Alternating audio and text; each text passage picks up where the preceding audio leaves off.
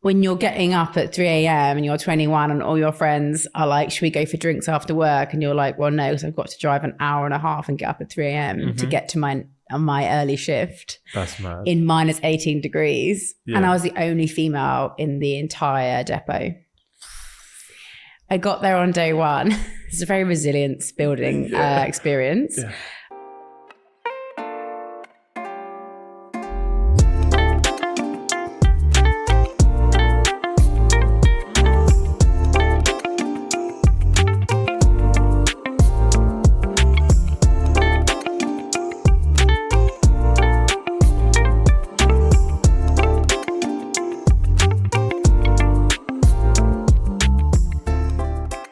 Hi guys, welcome to another episode of What My Best Friend Does, where we talk about what your best friends do so you don't have to. Today, I'm talking to my best friend, the VP of Commercial Sales, Beth. Beth, how you doing? Very well. How are you? I'm doing very, very well, thank you. Good. Welcome to the show. Good to have you on. Very excited to be here. Lovely. We like to start with a little icebreaker on the podcast. What did you want to be growing up? What did I want to be growing up? I think if my mum was here, she would say the boss. Okay. Okay. And I hadn't defined exactly what the boss of I wanted to be, but that has been my character since I was a child. Okay. I never wanted to be a teacher. I wanted to be a head teacher. And I didn't quite understand why I had to be a teacher first. Okay. And that was the story throughout my kind of whole... So you wanted to hold some level of like authority? I think so. I think that was what I always saw those positions and thought that's exciting and challenging, and I'm interested in. Okay, I love that. So you had a dream to be the boss. I mean, you're a VP now, which sounds pretty bossy. So yeah, on that, can you talk us through your journey to this point, starting from like education, then into your roles of employment?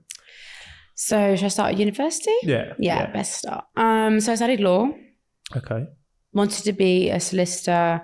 I think when you're at school, especially if you have this I want to be a boss mentality, which is so childish, but here we are.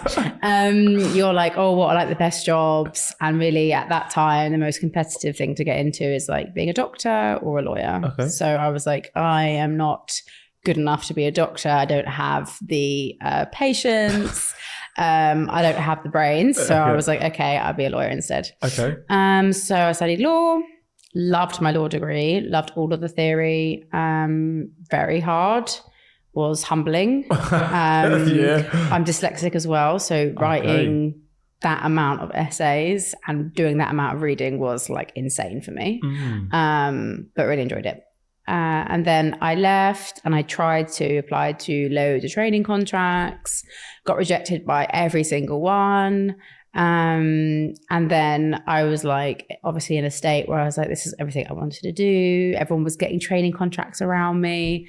For those who don't know, a training contract is what you need to qualify to be a lawyer. So you do a law degree, then you do a training contract. And they're typically like 2 years, aren't they? Typically 2 years, and you have to apply to law firms and they have to agree to kind of sponsor you and put you through that qualification.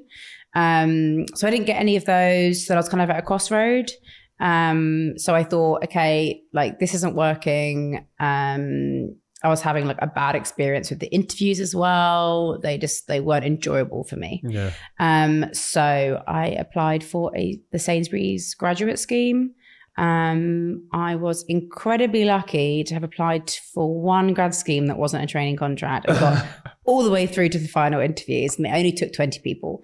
So it was an incredibly competitive grad scheme. Wow. And it was a bit of an afterthought for me to do it, which is crazy. Now I think back, because at the time I was like, yeah, fine. Like I'll do it until I become a lawyer. But really I didn't actually realize that like this was a very, very fortunate prestigious good position and a good grad scheme, amazing kind of big brand to have on your CV, big name in the UK. So what happens?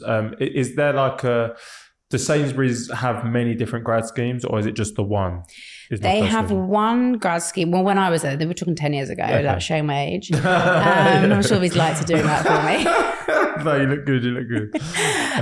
So they had one grad scheme at the time, 20 people, but there was 4 different schemes within that 20 people. Okay. So like 5 did buying, 5 did supply chain and logistics, 5 I think did like store leadership.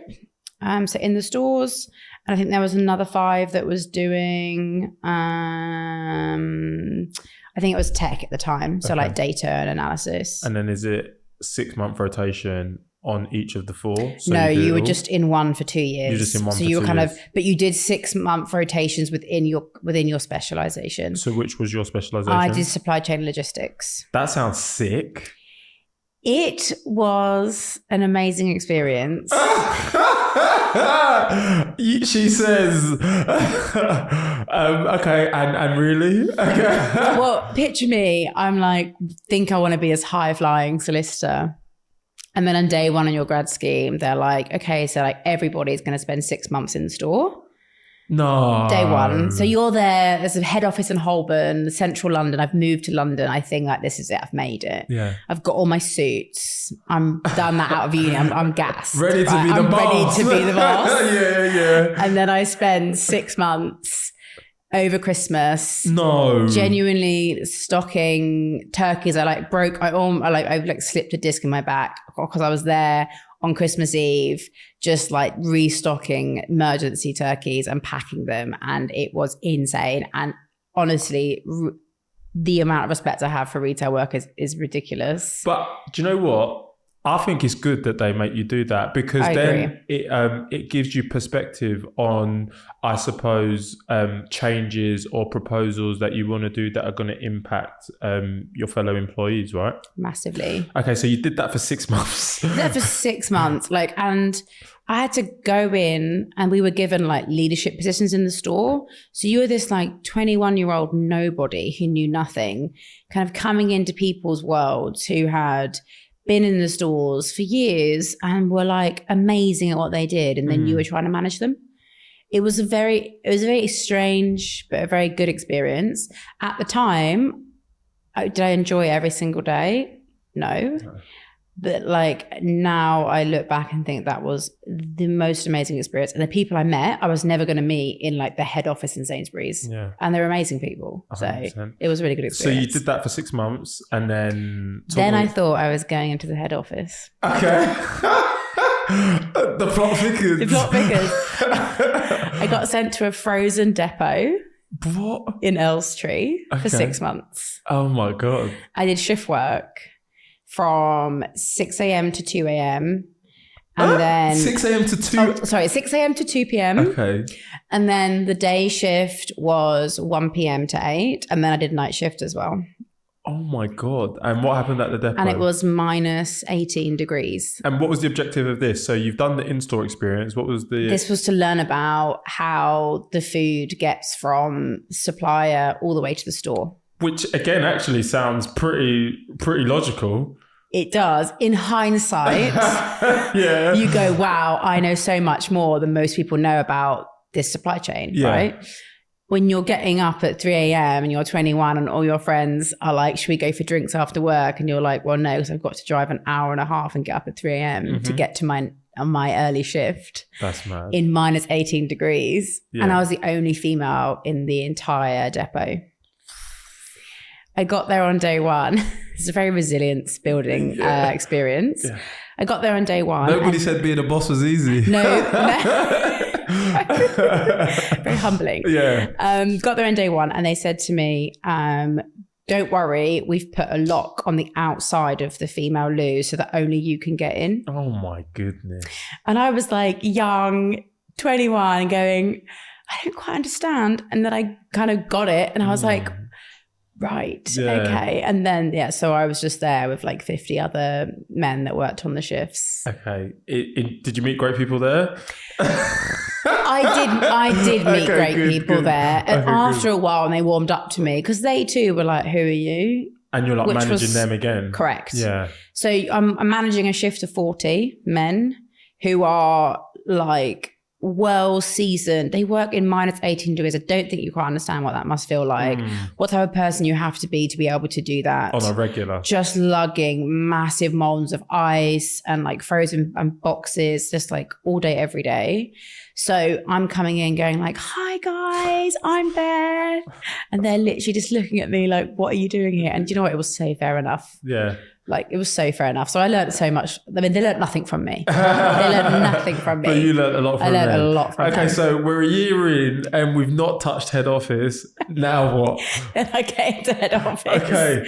It's really boring. I knew you were going to say that. I knew you were going to. It was really warm and it cozy. was warm. And I was like, God, this is so it was easy. Yeah, I got there at 9. Everyone like got bagels from the staff canteen. Yeah. And I was like, we're not going to go like into some like frozen depot. Yeah. We're not going to clean up the aisles. Yeah. Like, what are we doing?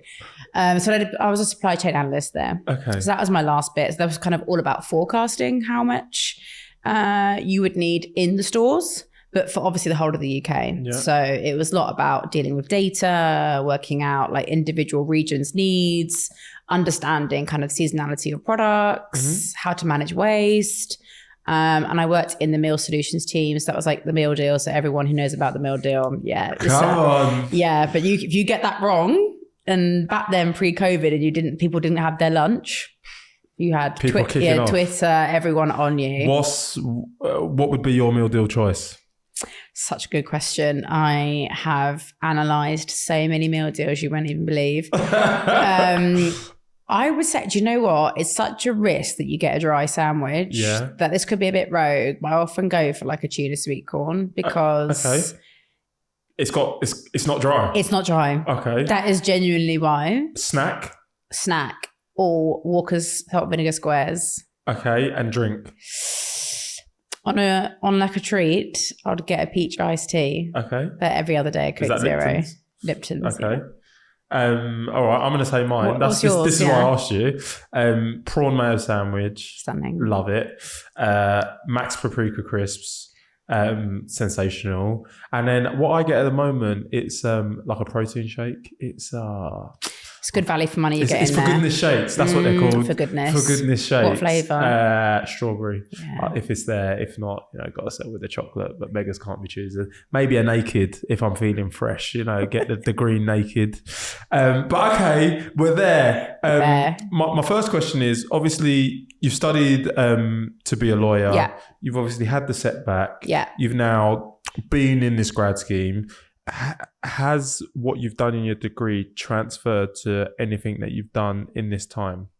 I would actually probably say the main thing that transferred was being resilient to things that you didn't feel like you could do. Yeah. I think I found my law degree really hard. And I had to like work a lot harder than some people who were really good at kind of English and writing. And that didn't come naturally to me at all. Like I'm actually more of like a math science brain. Don't ask me why I did law when I studied chemistry for A-level. So I think I was quite used to that. So then when I kind of went into these environments where I genuinely, obviously had never worked a day in my life in a store and I was having to manage these people and then obviously went into a depot and then became an analyst. I think instead of just being like, I'm not going to do this, I'm quitting, that this is not what I signed up for. I was just like, roll your sleeves up. Just be nice to everybody, be humble. You don't know what you don't know. So like, just try and learn and just like make the experience work for you. Okay. And another question that comes to mind. So we mentioned the fact that only 20 people get on this grad scheme. To any listeners who are potentially like applying to grad schemes and stuff at the moment, I know you said, you were lucky. Is there any advice you could give to people who are, putting in applications, for a grad scheme to help set them apart? What I would say is if your chosen field is definitely a learning from me, isn't letting you in, like the doors don't seem to be opening and I don't know what's missing on your experience or your CV, I would set your cast quite wide, because just because you apply for a grad scheme at the age of 21 and you do it for 2 years does not mean that's your career. Your career is 60, Unfortunately. Unfortunately, we all hope not, but it's all, as I say, 60 years long. Yeah. These 2 years that you're going to do is not going to define what you're going to be doing when you're 60 years later. So I would just say cast a wide net, apply for things that you didn't think you might not be interested in, but if they're a well-known brand or they have budget to support a grad scheme, you're going to learn something. And even if it isn't what you want to do long term. So for Sainsburys, I left after my grad scheme straight away because I knew that actually like the culture of Sainsburys, the job role wasn't exciting. It wasn't challenging for me. That stepping stone was like, I will forever be thankful for. Like that is the reason that Amazon employed me. And that takes us nicely into what you did next. Yes. Amazon. Jeff B. The everything store. Yes. Yeah, talk us through what you did whilst you were at Amazon. So I was there for 6 years. That's a long time. It's a long time to be in Amazon. Anyone who works at Amazon will be here like, oh my God, I can't believe you were there for 6 years. I think it's you either love it or you survive. Okay. All right. I loved it. Okay. I'm glad to hear that. And that's probably why I stayed for so long. And did you stay in like supply chain type roles? No. Okay. I immediately moved to an e-commerce kind of buying brand facing role. Okay. So my job was working with kind of like the biggest cookware brands out at the time. So I was working with like Le Creuset, Brita, some big names, like Tefal, these types of people. And I was helping them grow their account on the Amazon platform in the UK. So really different to what I was doing, but was able to transfer a lot of like the skills that I learned as an analyst, a lot of like what I learned about like retail and consumer habits in Sainsburys. But then I had like the biggest learning curve to understand e-commerce, which is not the same as offline retail. Like has no similarities at all, which was awesome, but it was hard, I would say. Amazon learning curve is steep, and the culture and the ways of working and how they communicate, and it's just steep. It's just steep. It's like this. It's just intense. Yeah. It's intense, and everyone there is a genius. Okay. Everybody. So it's like, it's not for everyone. No. And I think that's something to consider before you apply to a job at a company like Amazon. Would you say when you were there, you had a good work-life balance?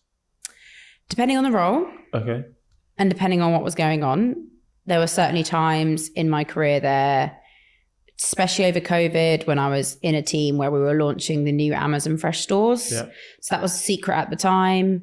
It had only been launched in the US. There was like a secret squad team. There were 7 of us at the time. Wow. That were based in the UK, and we were responsible for launching and basically mapping out the strategy for UK and Europe launch, which would be very different to the US because the consumer and the retail environment completely different, which was an amazing project to be on, but it was an insane place to be. Especially over COVID, because we had a strategy and then we had to change everything based on COVID changing everything. The supply chains had changed. We were building stores in secret.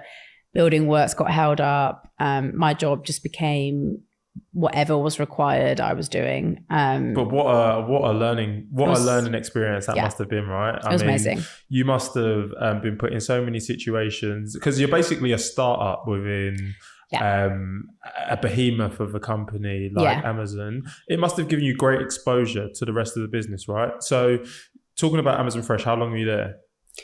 Or that Amazon Fresh project? How long did that Amazon last? Fresh project, probably 3 years in total. Wow. And the first year and a half was pre-launch, secret. Yeah. So like I couldn't tell like family members what I was doing. Nobody else in Amazon knew what we were doing.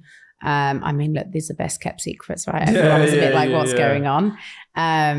But yeah, so we had like our own like locked room within the Amazon head office. Like they take this stuff very, very seriously. And as you can imagine, we were like fighting for retail space. So we were fighting with like Tesco, Sainsburys. So we had to be like so on the lockdown because if they found that we were trying to like launch stores, they would take over the retail space just to block our launch. So it was like a real interesting experience. And in terms of like the fresh store, so I used to visit them frequently, not so much now because there's one right next to my house. Don't kill me. Yeah, like, are you coming up with like the design layout? Was it always a decision that there was never going to be like cashiers and stuff, and that you were always going to like? Is this stuff that you conceptualized in that year and a half, or was there like, this is what, you know, Jeff wants the stores to be like, or were you given autonomy to decide what that experience was like? So I would say the only thing that we didn't have autonomy on, this was quite rare for Amazon. So Amazon, again, one to think about when you're applying. Most teams, the US is like obviously the head office. And then the US kind of say, you go and do what we've done, but do it in the UK. So you don't have all the autonomy in the world. Whereas in this project, they basically said to us, do not do what we've done in the US. Okay. For loads of different reasons. They knew that the whole market, if anyone's been to the US and been to a supermarket in the US and how big they are and just how completely different they are to like a Tesco, they don't even have any own brand products out there. So we're also used to buying like Tesco owned chicken. Like you don't get branded chicken in the UK. Yeah. You do in the US. Yeah. So they kind of said to us, don't do what we do, but you must use checkout stores. Okay. So the technology we basically got given, which was, I mean, awesome technology. The rest we had to design, every single thing was up for question. Like, what tier do we want to be? Who's our competitors? How big are our stores? What's the layout? What's the portfolio of food we want to supply? How many stores in total did you end up launching? When I was there, I think we hit number 10. Okay. And then I left.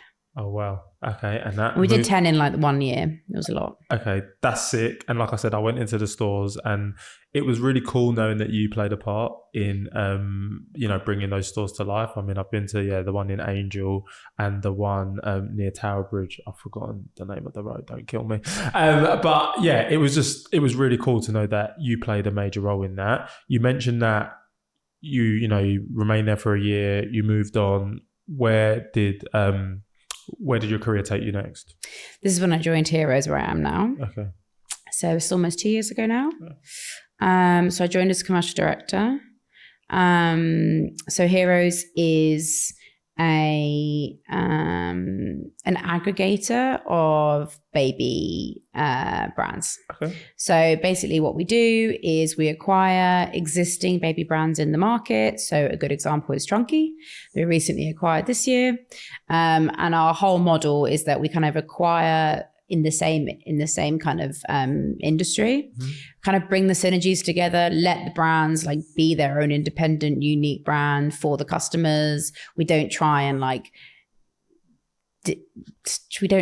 phase the brands. Meddle. We don't try to meddle. Okay. The Trunky consumer is the Trunky consumer, and we bought the brand wanting to make sure that we really protected that consumer and protected that brand.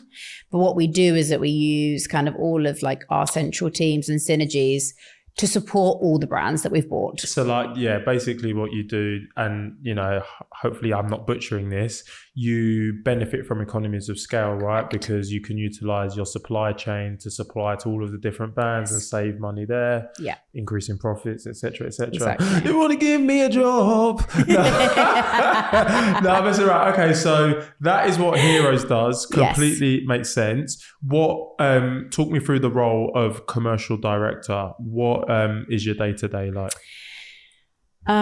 What's my day-to-day like? A lot of meetings. Okay. So if I had to think about my day, I probably have a minimum of 6 to 7 hours of meetings. Bloody hell. Which is insane. Yeah. But my role is largely trying to, as you can imagine, we have so many different brands. We have actually 30 brands now. Obviously some are a lot smaller, some are a lot bigger, but every single one almost have like their own team. They have their own strategy. They have their own needs. My role is basically to work across all of these to understand kind of where are the synergies, where are the cost savings, how can we support, how can we utilize the supply chain of the brand that we bought in the US to be able to launch the Trunky now in the US. Understood. So a lot of that is talking to different stakeholders, talking to supply chain, talking to our logistics, suppliers, compliance, our legal team, and then also trying to advise the teams on how best to go about, say, launching products in the US or how to consolidate supplier bases. Now, obviously, I don't do that all on my own, but that is the conversations we're having on a day-to-day basis. Okay, and I'm putting you on the spot here. You've obviously started as commercial director. You're now VP of commercial sales. How do the roles differ? I think the scope is just bigger. By nature of the company, we are growing exponentially because we buy a lot of businesses. So when I joined, I think we were on about 50 million annual revenue. We're now way over $130 million. Wow. And that's happened in 18 months. So if you imagine when I joined versus now, my job, nobody else has joined to do my job, and my job has just gone bigger. Wow. Bigger. So that is an element, but also we've also launched new sales channels. So we used to be, when I joined, very, very Amazon focused, hence my background. We're about 90% of our sales were Amazon.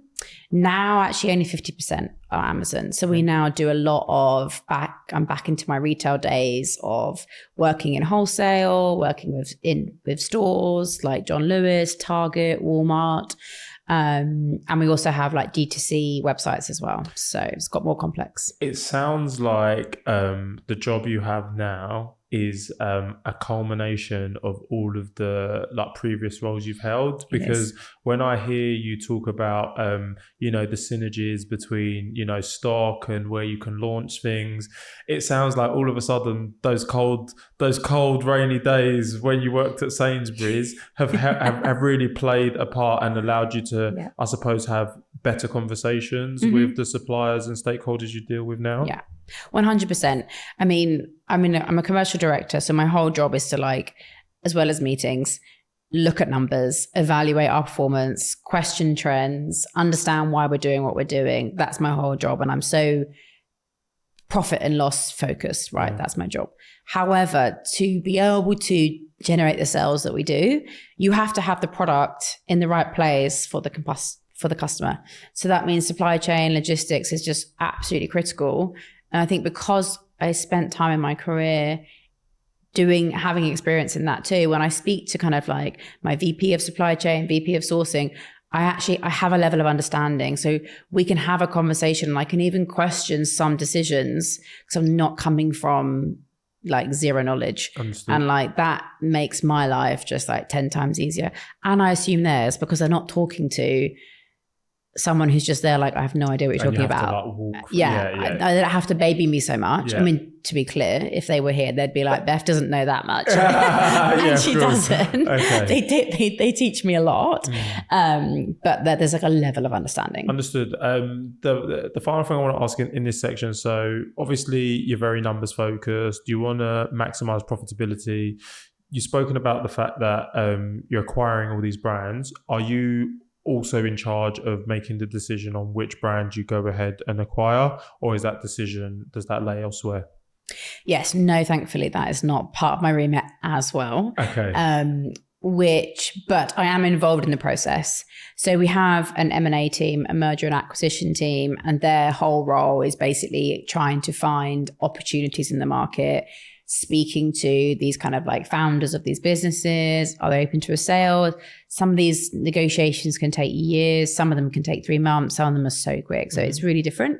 And those guys are out in the market trying to work that out. I think once it gets to a certain stage of the deal, then they would loop me in and they would loop the supply chain VP in, and they would say, guys, this is the nature of the business. This is the numbers. This is what we can see. This is the analysis. What are your views? Would you be happy to run this company? Because the reality is what they buy is going to come into my world the next day. So I need to make sure we obviously have to work together, because they can close a deal and that's well done them, and they can go and celebrate. But then I need to go and run that company. And then that is when it becomes obviously quite challenging. And on that note, obviously with more companies coming on board, I've been part of an acquisition. So you've been acquired?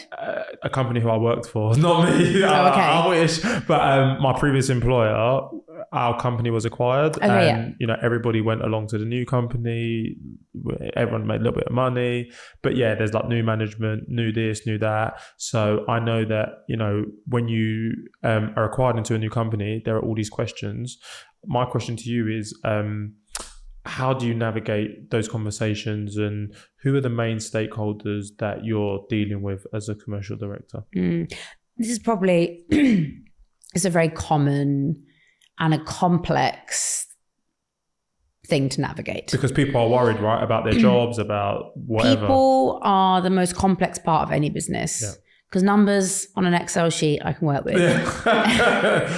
People are different. Like every number is the same. Every person is completely different. So I think that's probably it's our biggest challenge as a company, but it's also very much the biggest opportunity that we have, because as soon as you acquire a company, especially if that company comes with people, which for the last kind of 4 acquisitions we've done has, and we wanted to acquire those people because they come with all the knowledge of the brand.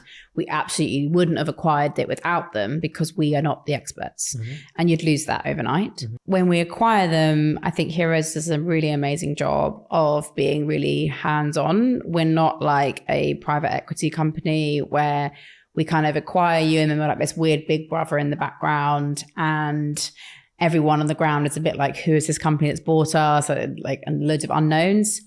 We always try and make an effort on like week 1 of acquisition to fly out to wherever it is, or travel if it's in the UK, and the founders all come and they try and like spend a lot of time with the people in the offices, reassuring everybody, when our model is not to go in and just kind of like look at everyone's job. And as I said, we try and keep brands standalone.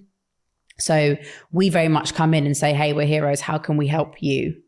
Not what can you give us? It's like quite a different approach. And I think we've been really successful with that approach, because more brands are thinking, oh, like actually I would quite like to be bought by that company, because they're different.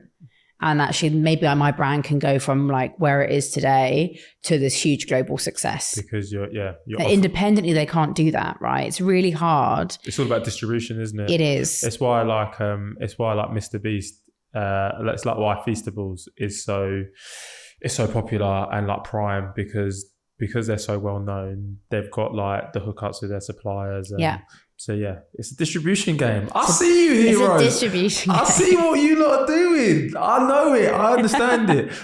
So yeah, just following up from that. So obviously you go in, you speak to people. You mentioned like the VP of supply chain. As a commercial director, who would you say the main stakeholders you deal with are? Does it vary? You've mentioned VP of supply chain, so I'm just thinking anyone else along those lines. So supply chain, marketing, and sourcing, I would say, are like the main 3. Like that is kind of the main stakeholders. Yeah, main stakeholders, like the Holy Grail. Those 3 work together. You have to market the products. Customers need to know them. They need to look good content. Absolutely critical, especially like to consumer research. Supply chain, you need to get the products in the right place for customers to be able to buy them. And then sourcing, you've got to actually source the right products and launch new ones. So they're probably the Holy Grail. But outside of that, my main stakeholders are obviously the co-founders. So they're 3 brothers. So I work super closely with them, obviously. I wanted to make a joke. Like, are they like Batman, Robin, and Alfred? Because the company's called Heroes. Got it. No, they're like neither of those. Don't kill me. No. And Alfred. Okay, yeah. I'd love to see one of the brothers. Which one's Alfred? Yeah. I know, that's Pete. Which one's Robin? I don't even know who you'd want to be, to be honest. Everyone wants to be Batman. Yeah. All 3 of them are Batman. Okay, there we go. If they're watching, free Batmans. Okay. So I work really closely with them. They're really hands-on. Really passionate about the industry. And they're hands-on with the brands as well. Okay. And then another big element of the role is external stakeholders. Okay. So our investors, our debt providers, that's a big part of my role as well.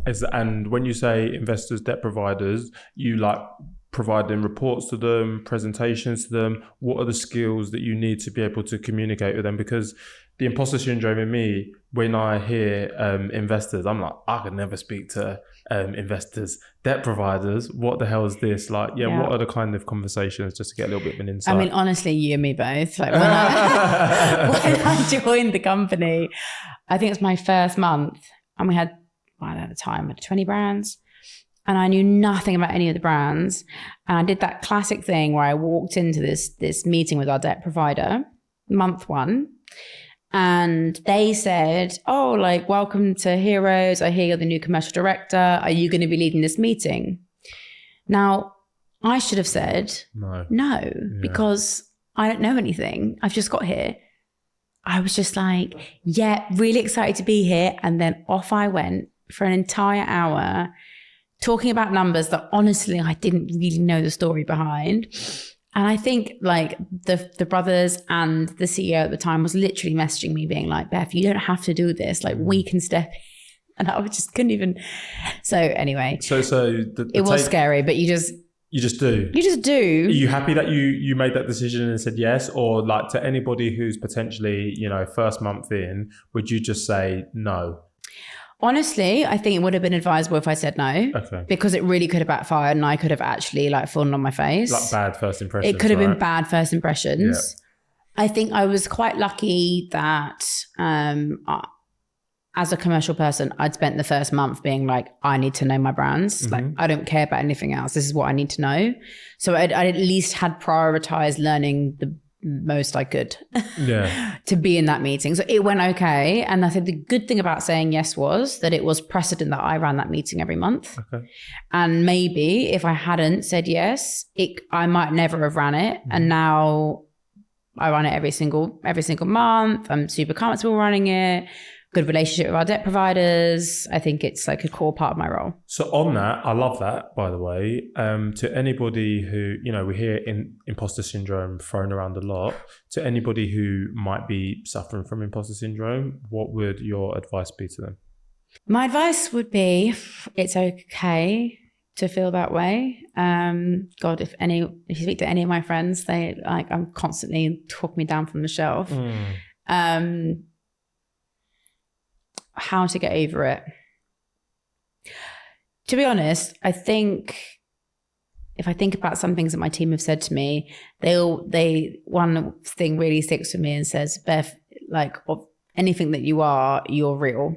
And I think I just try and be real. I don't actually try and pretend. I think a lot of advice is like fake it till you make it. I don't actually try and pretend to be anything. Yeah. Like I can come in and be like, guys, got an idea. What do you think? And if they all go, that's rubbish, I'd be like, fair enough. Probably was. And then we just move on. But like, just keep it real. And then I think you're not trying to put yourself on this pedestal that you can't even reach. Yeah. I think so many times in the day, I will say to my team, like, obviously I can't do that because I'm not smart enough. Like Bo, someone in my team who's a wizard, can you go and do that for me? Yeah. Because I know it would take you 5 minutes. It will take me 5 hours. Yeah. But like I'll have another skill and I can help him with something else. And it's not really about hierarchy or your role. Just like be real, say what you don't know. And leverage the resources you have at your disposal. Right? Like I think a lot of the time you can be like, I need to know everything. I need to be able to do everything. Me spending hours and hours and hours of my week learning how to code, for example, is not going to help Heroes because we have really, really intelligent coders and analysts in our company. Yeah. I don't need to be one as well. I'll get that. And I think what I would say on that as well, because in my role in customer success, like, you definitely have times of imposter syndrome and not knowing, just not knowing things about the product, about the market, about competitors. I think where I've found the best conversations are when you're just honest. Yeah. And I think there's always something I live by, like don't try and bluff the customer, because if you try and bluff the customer, it might work out at that moment in time, but in the long run, it's not going to work out well. So I think honesty and transparency, because I think to an extent, everybody's in the same boat and everybody knows, we're not we don't know everything, right? We're not all Einstein. So there's a lot of grace that can be given if you're just open and honest with people. Yeah, I think my team always laugh at me because I literally pronounce words wrong all the time. I spell everything wrong, obviously. So I think they're just a bit like, who's this guy? No, Beth, I have no doubt that they know that you're a boss. It's so funny. Since you said that at the start, in my head, it says, I'm a boss, bitch. Okay, I don't go around thinking that, to be clear. I'm saying this is what's going on in my head. All right. So, question I have here, which is quite good. So, I've got a couple here actually. Having moved from roles like program manager at Amazon to commercial director at Heroes, what leadership skills have you found most valuable in both a corporate giant and a more specialized venture like Heroes? Yeah, I think it's a really good question. The leadership skills are quite different. I think it's important to explain why. And actually, this is probably a bit of advice that I would give to anybody. There is a really, really big difference between big corporation and startup. And I think we're definitely in this world where like working in a startup is like the fashionable thing to do, right? It's like everyone working in a startup. And I love working in a startup, don't get me wrong. The benefits of working in a startup are awesome because you are really owning so much more of what you do. Like the deliverables are very much yours. You can kind of be like, I actually did this and this is what I delivered. When in a big corporation, you probably would do like this amount of like a total project, or you won't even speak to a certain team because they're based in Romania and you never see the end result basically. So there's a huge benefit there. But then I think with startup, there is a whole another upswing of you are completely accountable and there is no like layers above you where you can be like, oh, well, you know, oops.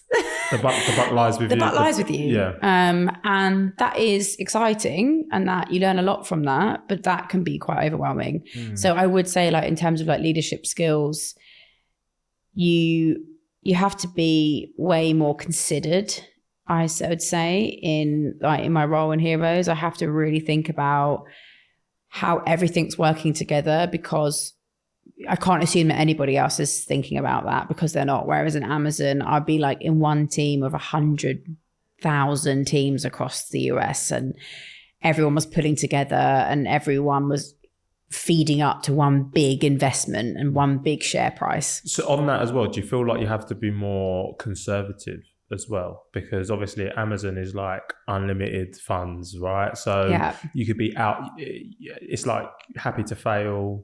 They want to take big swings, right? They do. So the reason I would say I'm not more conservative Heroes is because everything you do in a startup is really a risk.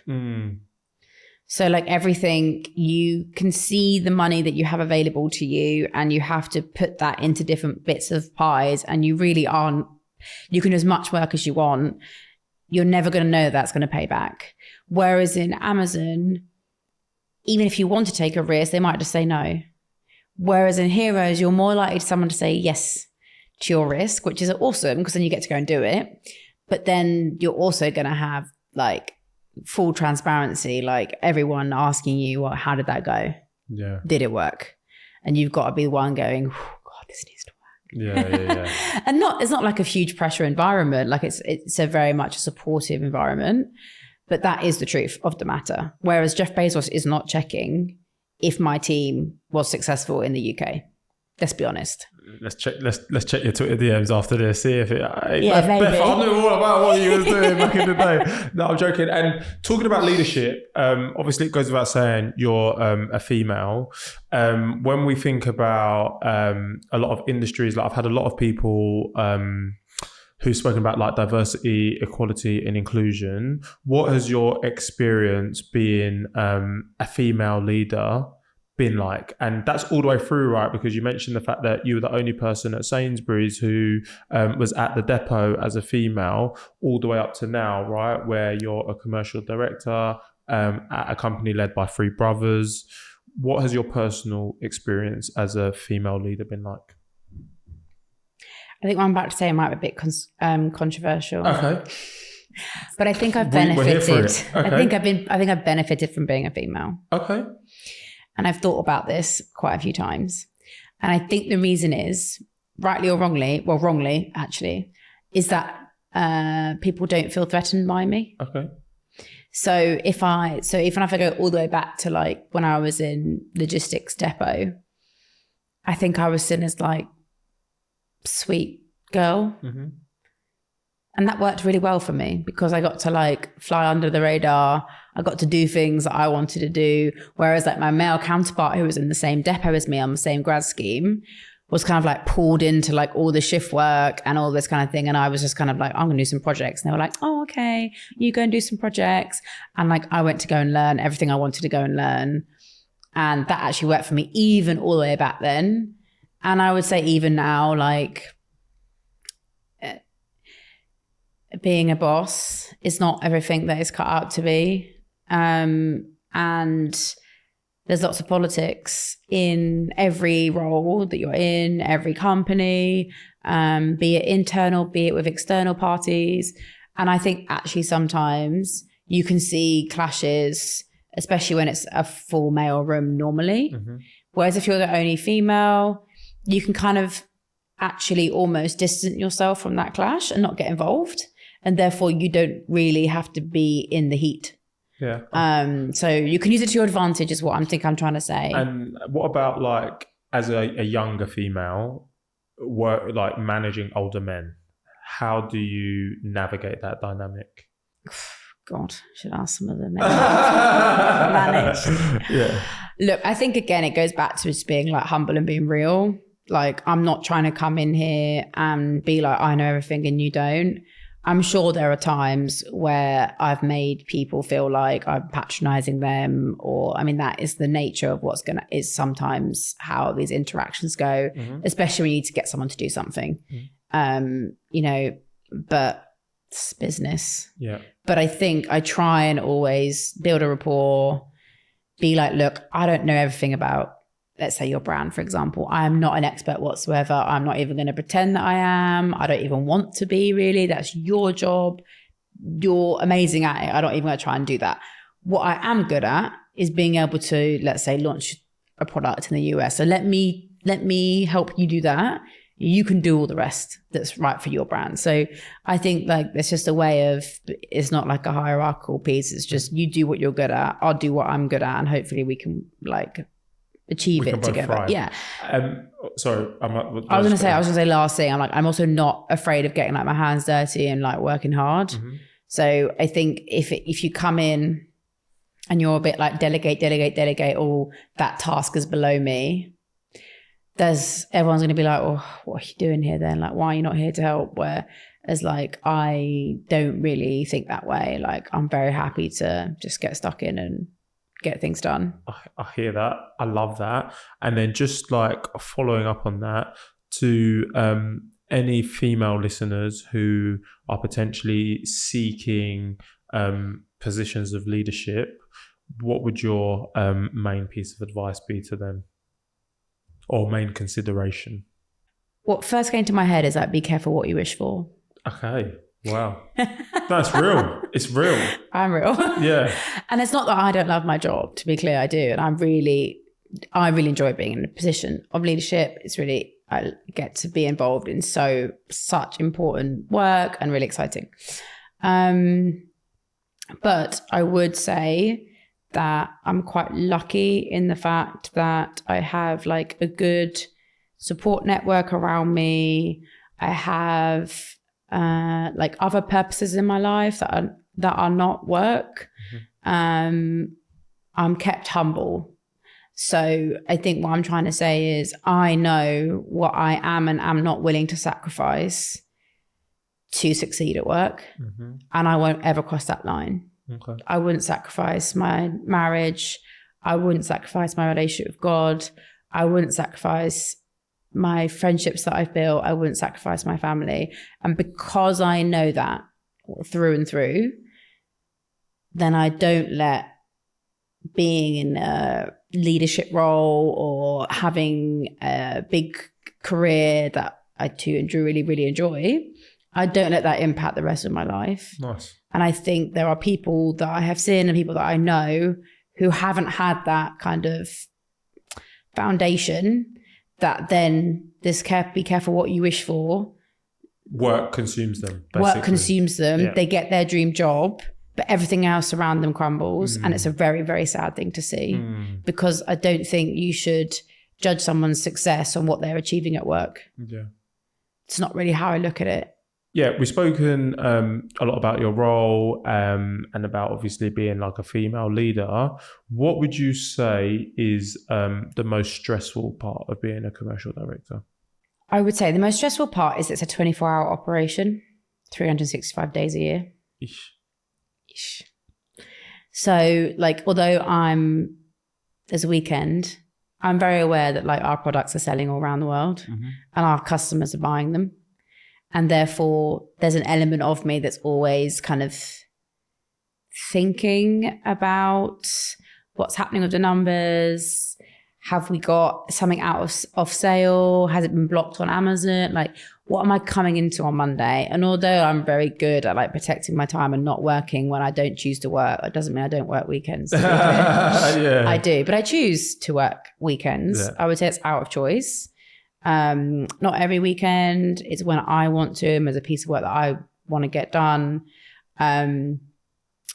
But I would say that's probably the most stressful element is that, you know, we're all going to go on a Christmas break. There is no real Christmas break to sales. The break ain't breaking. No, the break is not breaking at all. Where like other jobs, you can like finish a project, right? And you're like, wow, worked that project for 6 months. I'm just going to rest for a little bit. And nothing else really big going on, a few meetings here and there. That doesn't really happen in my world. Okay, I understand that. And I always do this. On the flip side, what would you say the most rewarding aspect of being a commercial director is? Sales growth. Yeah? Yeah. Okay. It's exciting. Okay. That's what I'm working for, right? Okay, yeah. Seeing the numbers go up. That's my job. That year-on-year growth. So is Black Friday like an exciting time for you? Yeah, of course. Look at the way I was lit up. Oh my God, did you see that? Yeah, of course. You did the That's So Raven. Like, you just was like, I was like, whoa. Okay.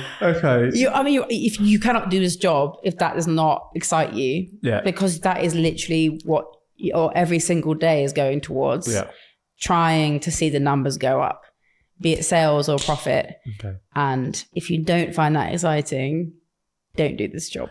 BFCM, numbers going up. Yes. Beth, I'm with you. We've spoken so much about the role. What would you say is a common skill you see amongst other people in like a similar role to yourself or throughout your businesses? Good question. A lot of my team, when they start and they're new, they ask me like, oh, what does success look like in this role? I would say most commercial roles, the best people that I have in my team are the ones that independently identify an opportunity, raise this opportunity with kind of a business case behind it and say, this is why I think it's important. I've done some analysis. And then they don't stop there. They then go and actually do the thing they said they were going to do. Mm-hmm. And then they loop back with, this is what happened when I did this thing. And then they think about how to expand it across the rest of the company or different countries or different products. And to me, it's actually that whole life cycle is the bit that makes this work. Okay. Like find something, do something with that, and then come back and go, guys, this is what I did. Like, it was awesome. Because then you're sharing that learning, and then that, instead of you just doing it on your own and it being like good, but like the impact's small, you actually could have such a wide impact with this one thing that you did. So what I've heard there is be proactive. Yeah. And then come back with data and be ready to expand on your proactivity. Yeah. Mate, I hear that, man. I'm even thinking about that for myself. I love that. Another, I suppose this question's kind of linked. What do you think is like the biggest factor that has helped you get to where you've got to? God. Okay. Hey, look, that's fair. That's fair. God. One word answer, we'll take it. Obviously, your role is very taxing. You work with, you said 30 brands. Do you have any productivity hacks? I'm probably the wrong person to ask. Productivity hacks. I think I am relatively disciplined in only worrying and spending time on things that have the biggest impact.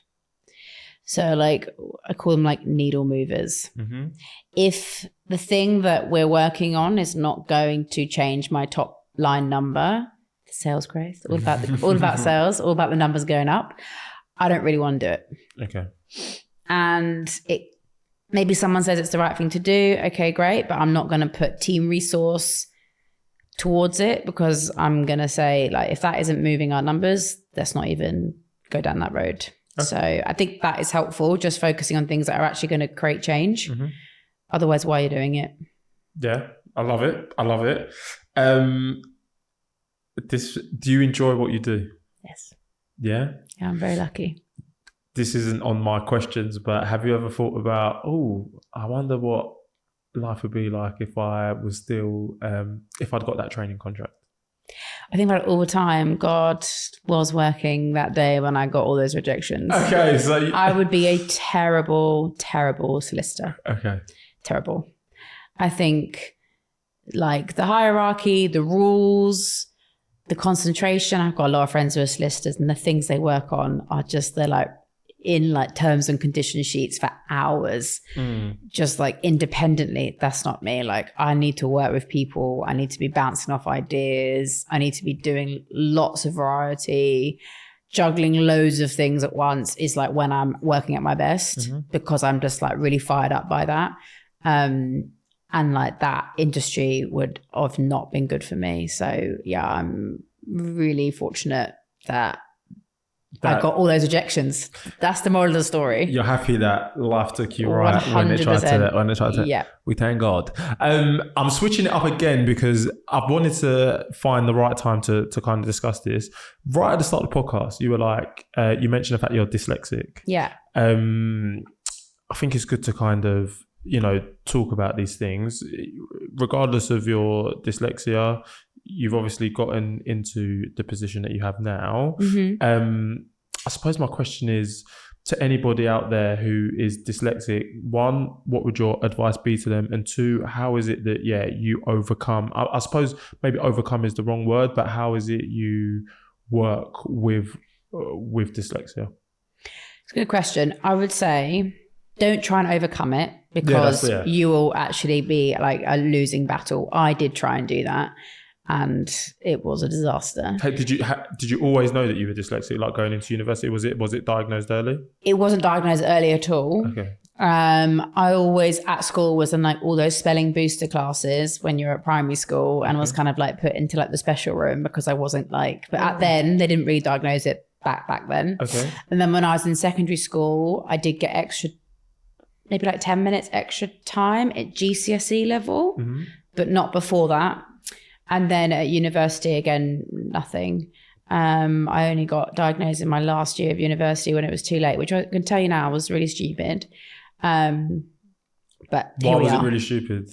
To get diagnosed later. Yeah. Because I would have got 40 minutes longer in every single one of my exams. Oh. And I didn't get it. Okay, fair. That was why it was stupid. So get diagnosed early because it really does help you. And you do need the extra time. It isn't because you're lazy. It's because you actually cannot read and digest information as quickly as everybody else. So that's the definition of... Well, that's one of the main things. Okay. And then it doesn't come out as quickly as everybody else. You have to think about everything like a lot more for your words to make sense. Understood. You can probably hear it in this podcast. No. When I'm not thinking about what I'm saying, my brain like jumbles up the sentence. Okay. And I'll put words in the wrong place. And I write the same. So I will put words and letters in all the wrong places. And then I suppose, so my question to that is like, when you're talking to employers, your staff, is it just something that you're open with from the jump? Like, hey, by the way, like how do you approach that for people who are dyslexic in the workplace? Is it something that you just go, hey guys, I'm dyslexic, so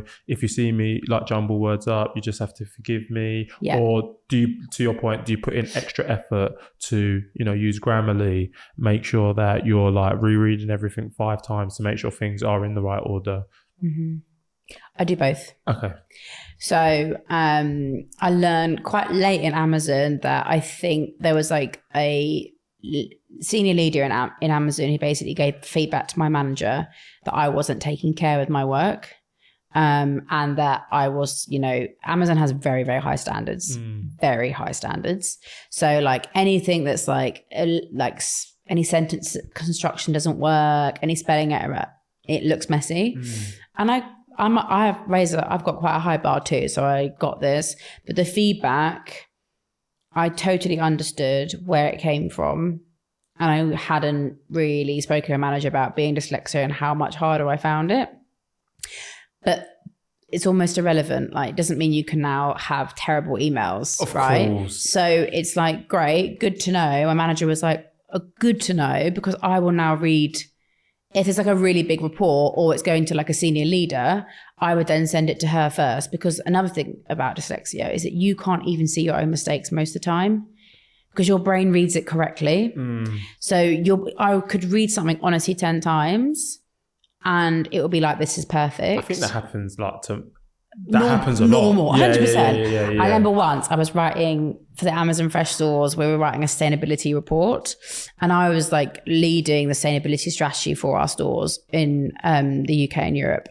So I was writing this, I think it must have been like a 20-page document, and I had written sustainability manager wrong 136 times. I called it sustainability manger. Wow. And like those spell checks going to tell you that, because it's a correct word, but it's not the right word. And how many times I read this report. So my manager was like, really good report, but you have spelled it wrong every single time. And I was like, oh, classic me. But luckily it's a quick little spell check. It was like a little find and replace, right? But I do this all the time. Yeah. And I think like the reason I think is key to bring this up, right? Because to your point, because you were able to have the conversation with your manager, they put processes in place. So I think the advice to anybody who might have dyslexia is just make sure that you're communicating this to your colleagues, not so your quality decreases, but just so there's a level of understanding why things might happen in a certain way, is what I'll say. Yeah. Okay, I'm glad we covered that. I really wanted to discuss that. We've spoken about the fact that you obviously love what you do. You've mentioned the fact that you work on some weekends. Do you have a good work-life balance? I think so. Okay. And the reason that is because I actually do really enjoy what I do. And I feel like, yes, I'm working for somebody else and I'm providing a service for them. And that's literally what my job is, right? That's why I get paid. But at the same time, there's elements within that job that I feel like I'm doing to work on myself too, and like personal development that isn't that I'm getting a lot of benefit from it. Like, it's not just for them, it's for me as well. Like, it's kind of, I feel like it's a bit of a win-win relationship, which I think is an amazing thing to try and strive for in your career. Like, are you getting back as much as you feel like you're giving in? And if that's equal, then everyone's winning. Yeah. Like, if the company's getting what they want and you're learning what you want in your career, great. So I think there are times where I will, for my own benefit, be like, actually, I want that to be a better piece of work. Like, I finished it on Friday. I've got the meeting first thing Monday. Do you know what? Let me just put 2 hours aside for me to get that to a place where I'm like happy with it, and I'll learn like how to improve it, etc. So I would say yes. And there's no one who, I'm very fortunate that the company's very like output driven. So there's no one saying like, hey, it's 4 p.m. Like, why are you off Slack? That's not the culture, because everyone knows that everyone's working hard. That's just the truth of the matter. Yeah. So like, that's never a conversation. So I would say it works for me because I get to choose. You're autonomous with your time. Correct. Which is like such a big thing. And then often you work more because you are autonomous, and like people don't really get this. Always the way. That leads me nicely into, something everyone wants to know about. Do you feel, number one, fairly compensated for what you do? And are you able to share like a range for what people in the roles that you've held can tend to earn? So you want this role or all roles? Because I've done a lot of roles. Let's go this role. Let's go commercial, this role. commercial VP, director, VP of commercial. Yeah, that kind of. So you're really in a leadership commercial role. So it is incredibly dependent on what country you're working on and the size of your portfolio that you're working on. But so let's say your P&L, so like your profit and loss account, if you're earning, which, you know, our company is 130 million a year, right? So if you're looking after that size versus looking after 1.5 million, you're not getting paid the same. Okay. Not even close, right? Let's know that. Okay. Also, if you're owning a 10 million one, you know, so there's a lot of levels to that. And also, if you're working in the US in this role versus the UK, wildly different. More or less. Way more in the US, like all roles really. Okay. You're probably talking like 2-3x. Wow. Yeah, it's insane. Okay. But I would say probably as a range in terms of your portfolio, and you're looking at in a real leadership role in commercial, you're probably starting anywhere from 80. Okay. And then depending on you can be going up to, I mean, people who are commercial directors. The number is endless. 6 figures plus, just lots of them, right? Okay. That's not what I'm on, right? But they're like, you know, millions a year. Okay. All right. I appreciate that. You heard it here first. Yeah. That's healthy. Me one day. Yeah. Yeah. Receive it, manifest it. How do you unwind? I'm terrible at unwinding. You know my husband. You know this about me. I think I get into a state of productivity, which I really struggle to like get off, which is definitely like my own weakness. I'm just wired to be productive in everything that I'm doing, which doesn't work when you need to unwind, because the whole point of unwinding is not to be productive. Yeah. So I try and make unwind time productive, which I can tell you now is stupid. Yeah. So I don't think I'm very good at this advice. Okay. But find something in your day that makes you not think about anything else.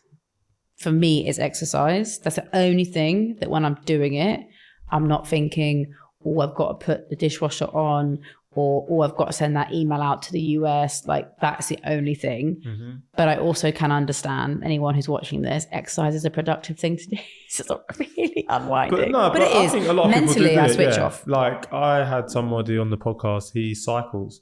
And he was like, he goes on like 100-mile cycles, and he's like, the first 10 minutes he might think about work, but then the next 2 hours of the cycle, he just completely just doesn't have a podcast in, doesn't have anything in his ear. He just cycles and is just there with his thoughts. And I think you need that. Okay, so that makes sense. To anybody looking to get started, I suppose, it'd be more in your sector versus like you wouldn't just go straight into like being a commercial director.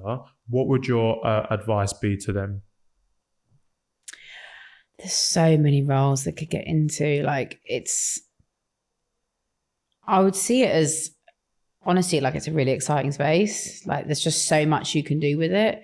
And I would just think about roles and be like, even if you're not sure if that's the role or that's the company, apply, like have the conversation. Does it sound exciting? If I did this role for a year, do I think I'll be better off? And if the answer to that is yes, then like, why not? Okay. Especially when you're young. Like I said, the career is 60 years. If you spend 1 year doing something that isn't like for you long term, doesn't matter. It's not going to stop you from being where you need to be, where you want to be when you're 60 and retired. Like, it's not ever going to slow you down. It's just not how it works. Yeah, I always say fail fast. Right? Like the quicker you fail, the quicker you are to being on the right path. And I would just say, think about the skills you're going to learn in that role. So like there's a role in my team, for example, it's called like a brand management role. And the whole point of that role is that you manage an Amazon brand. So you look at that and you go, well, I'm going to learn how to run one of the biggest e-commerce platforms in the world. That's probably going to be a helpful transferable skill. Then I'm going to learn how to run a retail business and own my own P&L. That's probably going to be a helpful, useful skill. So if you start listing out all these skills and you suddenly go, yeah, I'm going to do that job because whatever happens, a lot of that's transferable wherever you go. Yeah. So that's how I probably would think about it. Love it. And then Beth, obviously, you know, I've gotten the sense from this that you're very productive. You love work. Where does Beth see herself in the next 5 and 10 years? Gosh, slowing down. I don't even think you believe that. No, I don't. Honestly, I don't. I say this to my husband all the time. He literally just looks at me like, you're lying to yourself. Yeah. I'm terrible when I'm slow. Mm-hmm. That's actually like, I'm at my worst when I'm not like challenged. So although I think this in my head, the reality is it wouldn't be good for me. Okay. Where do I see myself? I mean, hopefully just continuing to be really fortunate to get some really exciting roles and be involved in new business acquisitions, new chances for growth. This is what excites me really. Like, maybe own your own thing? Maybe. Be the ultimate boss, the final boss, the end boss. I don't know about that. Okay. It's something that you always think you want to do. Yeah. And it has been presented to me in the past as like a genuine option with, you know, maybe someone's left Amazon and said, hey, do you want to come join, work, you know, be a co-founder with me, la, la, la. And like, actually the thought hasn't excited me as much. And having worked in a startup and working with the founders who own this company that I'm in, I do often look at them and think, I don't think I could do what you do. Like, and it's just not for everybody. Yeah. And I think we're in this society where, again, everyone is pushed to be like, be your own boss, be your own boss. And like, definitely be your own boss if you're going to enjoy that. Yeah. If you aren't going to enjoy that and you're going to find that really stressful and like too overwhelming, or it's actually not something you want to do, like, don't do that. This is the reason for this podcast, right? Because everybody's pushed to be their own boss. Everybody. But ultimately, a lot of us are just going to end up working for somebody else. So we might as well find like a job and career that we enjoy and that is going to, you know, afford us, you know, a decent standard of living. Yeah, you can do your own boss at any time in your life. Exactly. You can be one at 60 if you want. So like, don't have to rush and do one at 21. I'm going to be retired at 60 in yeah, Jesus' you are. name. Amen. Okay. Beth, thank you so much for this. This has been sick. We've got a quick fire round. We've got a quick fire round. Don't say bye just yet. I was about to say, can I go at the quick fire round? No. Yeah, here we go. You ready? Work from home or work from the office? Office. Money or happiness? Happiness. Favourite day of the week? Sunday. Oh, I love that. Time in a group or time alone? Group. This one isn't on here. Sainsburys local or Amazon fresh? Sainsburys local. Okay. Would you rather travel to the past or future? Oh, God. The future. Yeah. Favourite book? The Colour Purple. Oh, nice. Night out or night in? In. Okay. I'm old now. Who has it easier, men or women? Men. Yeah. Name a book you think everyone should read. 4-Hour Working Week. Oh, wow. I thought he was going to say the Bible, but look. Should have. No, this is the assumption that everyone's read the Bible. Yeah. Okay, good. And then finally, are you listening to any good podcasts? Other than this one? Yeah. No, I'm not a podcast girl. Okay, fair. So just what my best friend does. Beth, we do have a closing tradition on this podcast. It's a final thing before we let you go. So, you know, you've obviously had a lot of experiences and knowing everything you know now and everything you've been through, what advice would you give your younger self, your 16-year-old self, and would you still be doing the same thing? Yeah, I would say don't put so much pressure on yourself to do everything in the shortest period of time possible. Mm-hmm. This is definitely a constant thing that I have seen from my friends and myself, to be like, I want to get promoted in the next 6 months, and if I don't, I've failed. And in the meantime, you have a really terrible time, you're stressed over that period, you're devastated when it doesn't happen, and actually it means nothing if you just waited another 6 months. It means nothing. And you could have actually enjoyed that year instead of really just unnecessarily put pressure on yourself. So I think, like, if you get rejected, it's for a reason. If you need to slow down, it's for a reason. So just strive to be happy and content and strive to enjoy what you do. Okay. And would you still be doing the same thing, knowing what you know? I would, yeah. Okay, sick. Beth, where can people find you? Any socials you want to share? LinkedIn. Yeah? Yeah. Yeah. Beth Adebayo. There you go. There you go. Fun fact, Beth's surname is my first name. Yeah. We're not married, just so anyone gets... Yeah. Married to another Adebayo, just to be clear. But guys, if you've made it to this point of the podcast, thank you so much. You know what you need to do? You got to like, you got to share, you got to comment, you got to, plug it across all your socials. This has been another episode of What My Best Friend Does. If you didn't know, now you know. Over and out.